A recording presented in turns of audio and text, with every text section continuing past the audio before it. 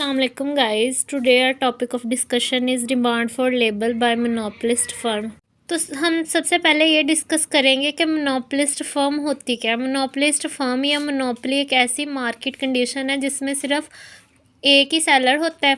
उसको supply of good या services पे जो भी वो प्रोड्यूस कर रहा है, गुड प्रोड्यूस कर रहा है या फिर सर्विसेज प्रोवाइड कर रहा है, उस पर पूरी पूरी उसको जो है वो कंट्रोल होता है सप्लाई पे उसकी। और इस वजह से क्योंकि एक ही सेलर होता है उसको उसकी सप्लाई पे प्रोडक्ट या सर्विसेज की सप्लाई पे पूरा पूरा कंट्रोल होता है, तो वो क्या करता है, कंज्यूमर से ज़्यादा प्राइसेस चार्ज करता है। मतलब जो इक्विलिब्रियम प्राइस, जैसे कि हम परफेक्ट कंपटीशन में अगर देखेंगे तो जो इक्विलिब्रियम होता है, प्राइसेस डिमांड और सप्लाई का इक्विलिब्रियम होता है, उस पर प्राइसेस डिटरमिन होती हैं। यहाँ पे ये कंडीशन नहीं होती। मोनोपलिस्ट फर्म या मोनोपली एक ऐसी मार्केट कंडीशन है जिस पे एक ही सेलर होता है, उसको पूरा पूरा जो प्रोडक्ट है या जो सर्विसेज वो प्रोवाइड कर रहा है उस पर उसको पूरा पूरा कंट्रोल हासिल होता है उस फर्म को। और वो क्या करता है, क्योंकि उसको सारा कंट्रोल सप्लाई पे हासिल होता है, इसलिए वो कंज्यूमर को एक्सप्लॉइट करते हैं या उनसे ज़्यादा प्राइसेस चार्ज करते हैं। दोनों बातें ही हो सकती हैं। तो हम सबसे पहले देखेंगे कि जो हमारे पास वेजेस है ना यहाँ पे, वो डिटरमिन हो रही हैं सप्लाई और डिमांड ऑफ लेबर पे। जहाँ पे सप्लाई और डिमांड ऑफ लेबर, सेलर एक है, वो जितनी डिमांड करेगा उतने ही लेबर यूटिलाइज करेगा या वो इंड्यूस करेगा अपनी प्रोडक्शन में। तो जो डिमांड है उस जो वो सप्लाई पे, ये फर्म की सप्लाई है लेबर के लिए, ये डिमांड है लेबर की, मतलब जितने लेबर प्रोवाइड है एट ए टाइम। तो जहाँ पे ये मिलेगा वहाँ पे हमारी वेजेस डिटरमिन हो जाएगी। डिमांड और सप्लाई लेबर की जहाँ पे इंटरसेक्ट करेंगे, दोनों कर्व, डिमांड कर्व लेबर का और सप्लाई कर्व जहाँ पे इंटरसेक्ट करेंगे वहाँ पे हमारी वेजेस डिटरमिन हो रही हैं। अब ये बात आप लोगों ने, और ये कर्व स्पेशली जो हमारा वेजेस का कर्व है ना, ये सीधी लाइन है जो हमारे पास हॉरिजॉन्टल लाइन है। तो ये आप लोगों ने ज़हन में रखना है क्योंकि हमारी जो अगली डायग्राम है ना वो बिल्कुल इसी पे ही बेस कर रही है। अच्छा, तो अब हम इसमें इसके बाद डिस्कस करेंगे जो है हमारे पास कि लेबर जो होगी वो कितनी, वो मोनोपलिस्ट फर्म कितनी लेबर डिमांड करेगी या कितनी लेबर एम्प्लॉय करेगी। So the supply of labour is perfectly elastic. जैसे कि मैंने बता दिया कि जो वर्टिकल लाइन है वो हमारे पास परफेक्टली इलास्टिक है। A firm can hire as much as labour as it wants to prevailing wage rate, ये वाली वर्टिकल लाइन है।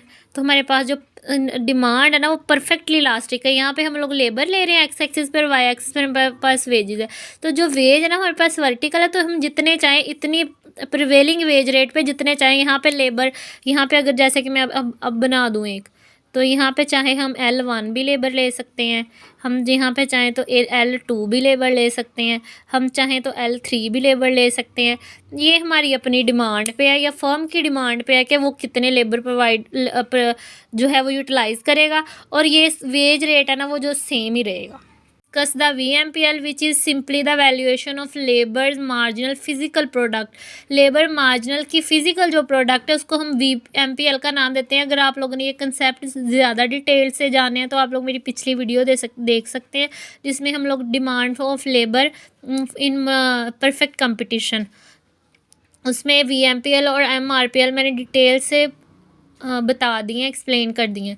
तो यहाँ पे हम लोग आते हैं VMPL की तरफ, जो कि हमारे पास MRPL माइनस प्राइस, मतलब MRPL में से हम लोग अगर प्राइस को माइनस कर देंगे और MRPL is found by multiplying the MPL by marginal revenues. अगर हम मार्जिनल रेवेन्यूज़ को जो है वो MPL से मल्टीप्लाई कर देंगे तो हमारे पास क्या आ जाएगा, MRPL आ जाएगा।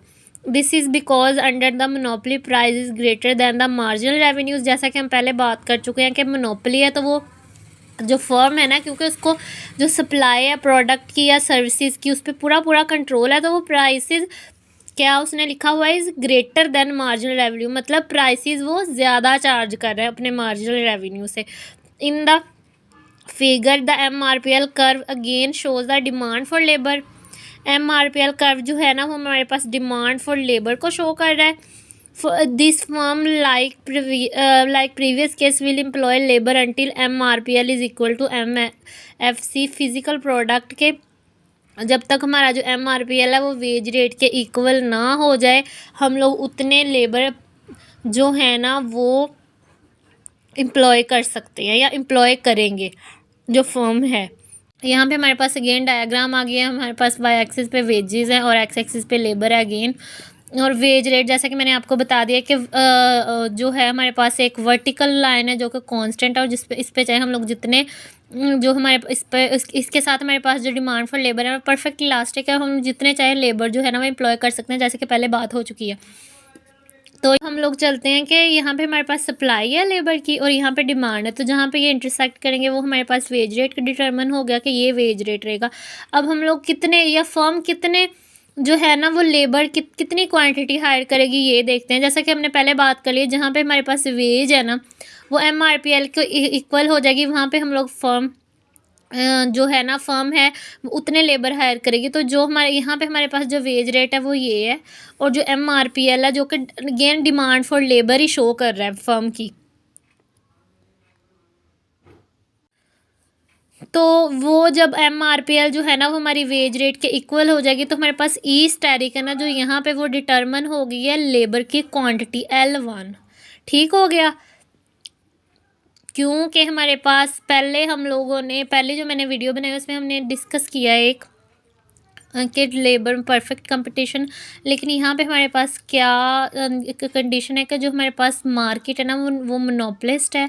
उसमें एक ही सिंगल सेलर है जिसको पूरा सप्लाई पे कंट्रोल हासिल है। क्योंकि उसको सप्लाई पे पूरा कंट्रोल हासिल है तो वो क्या करेगा वो अपनी प्राइसेस ज़्यादा चार्ज करेगा। जैसे एज एन हम एग्जांपल ले लें वापटा पाकिस्तान में जो है वो वापटा एक ऐसा इदारा है जो कि ओनली हमारे पास एक ही जो इदारा मौजूद है इलेक्ट्रिसिटी जनरेशन के लिए।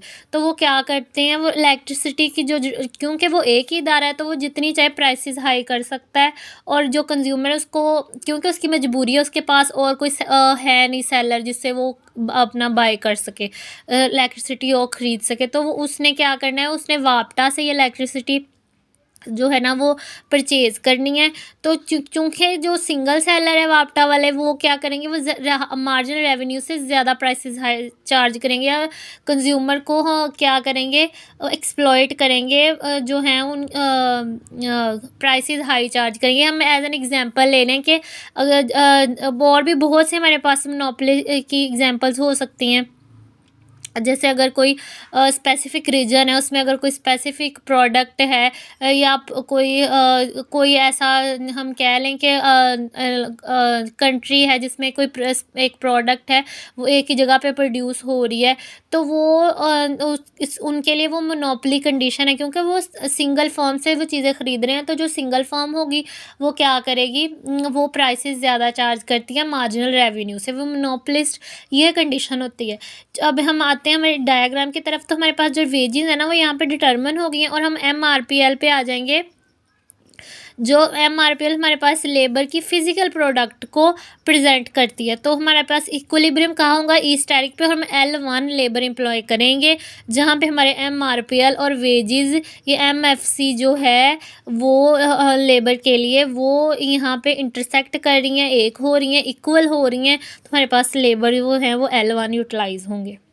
पहले मैं आपको बताती चलूँ कि जो हमने पहले जो कंडीशंस हम लोगों ने मोनोपोली में जो हम लोगों ने लेबर डिटर्मिनेशन के लिए की थी उसमें सिर्फ सिंगल फैक्टर ऑफ प्रोडक्शन था लेबर। हम फर्म जो है ना वो सिर्फ लेबर एम्प्लॉय करके अपनी प्रोडक्ट प्रोड्यूस करी थी अपनी सर्विसेज प्रोवाइड करी थी।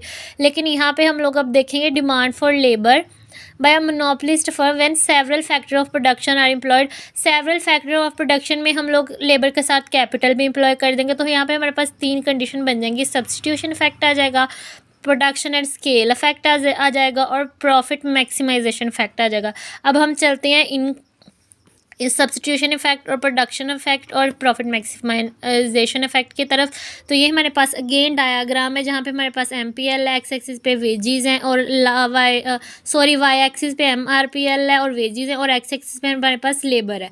तो यहाँ पे हम लोग चलेंगे कि हमारे पास जो पहली MRPL वो है ना, वो यहाँ पे है, ये वाली हमारे पास MRPL कर्व है ना, वो ये है MRPL1। तो यहाँ पे हमारे पास डिमांड फॉर लेबर जहाँ पे है ना वो है L1। जैसे कि मैंने पहले बता दिया कि हमारे पास जो वेजेस है ना वो कांस्टेंट है, ये वर्टिकल लाइन है, कांस्टेंट नहीं होती, लेकिन यहाँ पे हमारे पास परफेक्टली इलास्टिक होंगी क्योंकि डिमांड से और लेबर सप्लाई से और डिमांड से डिटर्मन होकर वेजेस आ रही हैं। तो ये वेजेस हमारे पास वेज कर्व का जो वेज का कर्व है वो ये है। तो वो हमारे पास जो फर्स्ट हमारे पास डिमांड लेबर हम यूटिलाइज़ करें ना वो L1 है।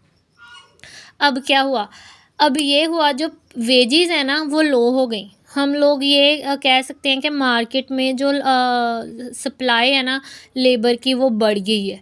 तो ज़्यादा लेबर्स जो है ना हमारे पास मौजूद है, तो वेजेस जो है ना वो कम कर देंगे। वेजेस कम हो गई, जब वेजेस कम हुई तो MRPL का कर्व इधर शिफ्ट हो जाएगा। MRPL का कर्व अब इस तरफ क्यों शिफ्ट होगा ये भी मैं आपको बता देती हूँ। क्योंकि अब हुआ क्या, जो वेजेस है ना वो फॉल कर गई, और वेजेस के फॉल करने की वजह से, कम होने की वजह से, गिरने की वजह से जो क्या होगी ना, जो फर्म है ना वो क्या करेगी, लेबर की डिमांड इंक्रीज़ कर देगी। क्या हुआ है, वेजेस कम हो गई, लेबर की डिमांड इंक्रीज़ हो गई, क्योंकि लेबर के जो फिज़िकल प्रोडक्ट है ना वो जब हम ज़्यादा लेबर यूटिलाइज़ करेंगे ना तो उनकी फ़िज़िकल प्रोडक्ट है ना वो कम हो जाती है। तो जब हम जो MRPL है वो हमारे पास किसको शो कर रही है, फिज़िकल प्रोडक्ट को, लेबर की। तो क्या हुआ, वेजेस फॉल कर गई, वेज फॉल हुई, उसके साथ यहाँ पे मैं लिख देती हूँ, वेजेस फॉल हुई, उसके साथ डिमांड इंक्रीज़ हुई, लेबर की DL इंक्रीज़ हो गई। तो उसकी वजह से जो MRPL है ना वो भी फॉल करेगी। जब ये फॉल करेगी ना तो हमारा जो कर्व है ना वो लेफ़्ट साइड पे शिफ्ट कर जाएगा, और ये हमारे पास सब्स्टिट्यूशन इफेक्ट आ जाएगा। ठीक हो गया। क्या हुआ है, वेजेस फॉल की, उसकी वजह से डिमांड फॉर लेबर इंक्रीज़ कर गई, और MRPL जो है ना वो हमारा डिक्रीज़ कर गया, और कर्व शिफ्ट कर गया MRPL नोट पे। तो ये हमारे पास क्या आ गया, सब्स्टिट्यूशन इफेक्ट। नेक्स्ट मैं आपको कंडीशन एक्सप्लेन करूँगी। हमारे पास है सब्स्टिट्यूशन इफेक्ट के बाद प्रोडक्शन एंड स्केल इफेक्ट। अब क्या होगा, अब हम सेकंड कंडीशन यही ले लेते हैं कि जो वेजेस है ना वो फॉल कर गई हैं। तो क्या होगा, जो परचेजिंग पावर है ना फर्म की वो इंक्रीज़ कर जाएगी। मैं यहाँ पे लिख देती हूँ, परचेजिंग पावर जो है ना वो इंक्रीज़ कर जाएगी। तो फर्म क्या करेगी, परचेजिंग पावर इंक्रीज़ करने की वजह से वो क्या करेगी, ज़्यादा लेबर एम्प्लॉय करेगी। जब ज़्यादा लेबर एम्प्लॉय करेगी कैपिटल ज़्यादा के साथ, तो क्या होगा, उससे उसका जो है वो प्रोडक्शन इफ़ेक्ट आएगा, उसकी प्रोडक्शन इंक्रीज़ कर जाएगी। जो MRPL है ना वो भी लेबर की इंक्रीज़ कर जाएगी जब हम उसको कैपिटल के साथ एम्प्लॉय करेंगे। यहाँ पे क्या हुआ था, यहाँ पे वेजेस डिक्रीज़ हुई थी तो डिमांड फॉर लेबर इंक्रीज़ हुई थी, लेकिन क्योंकि हम जो labour only factor of production था हम उसको कैपिटल के साथ एम्प्लॉय नहीं कर रहे थे, तो MRPL जो वेजेस जो है ना लेबर की MRPL है ना वो फॉल कर गई। लेकिन यहाँ पे क्या हो रहा है, वेजेस डिक्रीज़ हुई, परचेजिंग पावर जो है ना फर्म की वो इंक्रीज़ करेगी। लेकिन क्योंकि जो फर्म है वो क्या करेगी, उसको कैपिटल के साथ एम्प्लॉय करेगी, तो क्या होगा कि वो जो MRPL है ना लेबर की को कैपिटल के साथ इकट्ठे एम्प्लॉय करने की वजह से जो लेबर की MRPL है ना वो इंक्रीज़ कर जाएगी। तो हमारे पास जो है ना वो कर्व शिफ्ट कर जाएगा राइट साइड पे। तो ये हमारे पास प्रोडक्शन इफेक्ट भी है और scale effect, production and scale effect. अच्छा, तो यही हम लोग बाद में यही कंडीशन ले लेते हैं। अब क्या हुआ, वेजेस फॉल की, यही हमारे पास तकरीबन यही जो इफ़ेक्ट बन जाता है प्रॉफिट मैक्सिमाइजेशन इफ़ेक्ट में। जो हमारे पास है वो वेजेस फॉल की, तो जब वेजेस फॉल की तो जो फर्म है उसकी डिमांड बढ़ गई। जब वो डिमांड बढ़ाएगी तो साथ में वो कैपिटल भी, अब वेजेस फॉल करने की वजह से ना जो फर्म पहले जितने पैसों में वो लेबर ख़रीद रहे थे, लेट्स सपोज हम कर लेते हैं कि फर्म जो है ना वो 50,000 के लेबर एम्प्लॉय कर रही थी, अपनी प्रोडक्शन के लिए। लेकिन जैसे कि उनकी वेजेस इंक्रीज़ की वेजेस डिक्रीज़ की, वेजेस कम हुई, क्या हुआ, फर्म ने 30,000, वही सेम जो क्वांटिटी है ना लेबर की, जो फर्म को 50,000 में मिल रही थी, वेजेस फॉल करने की वजह से वो सेम क्वांटिटी उसको 30,000 में मिल रही है, तो उसके पास 20,000 बच गया। तो जो 20,000 बच गया है ना, वो क्या करेगी, उसके ज़्यादा लेबर एम्प्लॉय कर लेगी, ज़्यादा लेबर भी ज़्यादा एम्प्लॉय करेगी, कैपिटल भी ज़्यादा एम्प्लॉय करेगी। तो ये है हमारे पास, यहीं पे हमारे, तो उसका क्या होगा, प्रॉफिट मैक्सिमाइज़ हो जाएगा। तो यही हमारे पास प्रॉफिट मैक्सिमाइजेशन इफेक्ट आएगा, और हमारी जो लेबर की डिमांड है ना, वो यहाँ पे L1 से L3 पे शिफ्ट कर जाएगी।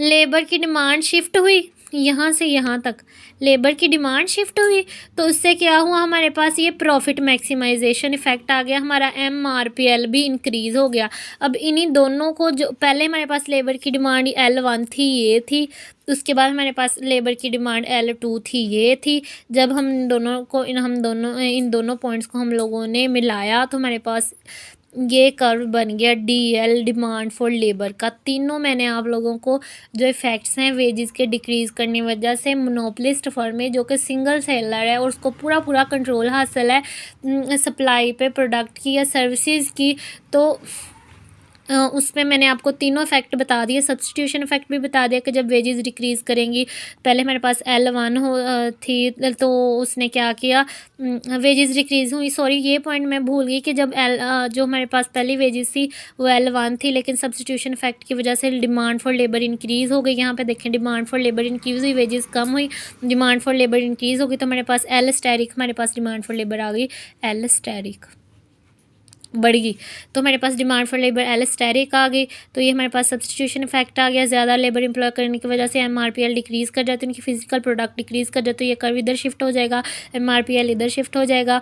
हमारे पास ये सब्स्टिट्यूशन इफेक्ट आ गया। उसके बाद जो मैंने कहा वेजेस डिक्रीज़ कर गई हमारे पास, तो फर्म ने क्या किया, उसकी परचेजिंग पावर इंक्रीज़ करी, परचेजिंग पावर इंक्रीज़ करने की वजह से उसने डिमांड फॉर लेबर इंक्रीज़ कर दी, डिमांड फॉर लेबर इंक्रीज़ करने की वजह से उसको, क्योंकि कैपिटल के साथ एम्प्लॉय कर रहे हैं, कैपिटल के साथ जब हम इसको एम्प्लॉय करेंगे तो हमारा जो है ना वो MRPL इंक्रीज़ हो जाएगी, तो कर्व इधर शिफ्ट कर जाएगा, हमारा डिमांड भी जो है ना वो भी इंक्रीज़ हो जाएगी।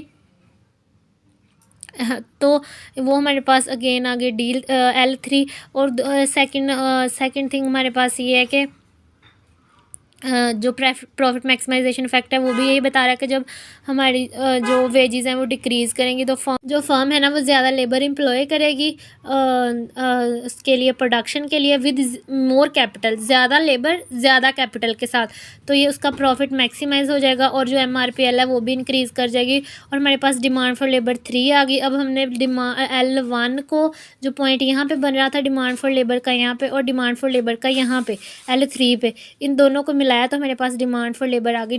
मोनोपोलिस्ट फर्म में जो है वो सेवरल फैक्टर ऑफ प्रोडक्शन को एम्प्लॉय करके, सेवरल फैक्टर ऑफ प्रोडक्शन को एम्प्लॉय करके, तो डिमांड फॉर लेबर हमारे पास ये DL बन गई है। इसके अलावा अगर आप लोगों को कुछ समझ नहीं आई हो तो आप लोग मुझे बता सकते हैं, और अगर आप लोगों को वीडियो अच्छी लगी हो तो चैनल को सब्सक्राइब ज़रूर कर दें। बाकी मैं इसकी डिटेल, जो ये सब्स्टिट्यूशन और प्रोडक्शन और प्रॉफिट मैक्सिमाइजेशन इफेक्ट है, वो भी मैं इसके साथ पिक्चर्स अटैच कर दूँगी। अगर आप लोग चाहें तो वहाँ से पढ़ के तो वो लिख सकते हैं, अपने नोट्स प्रिपेयर कर सकते हैं।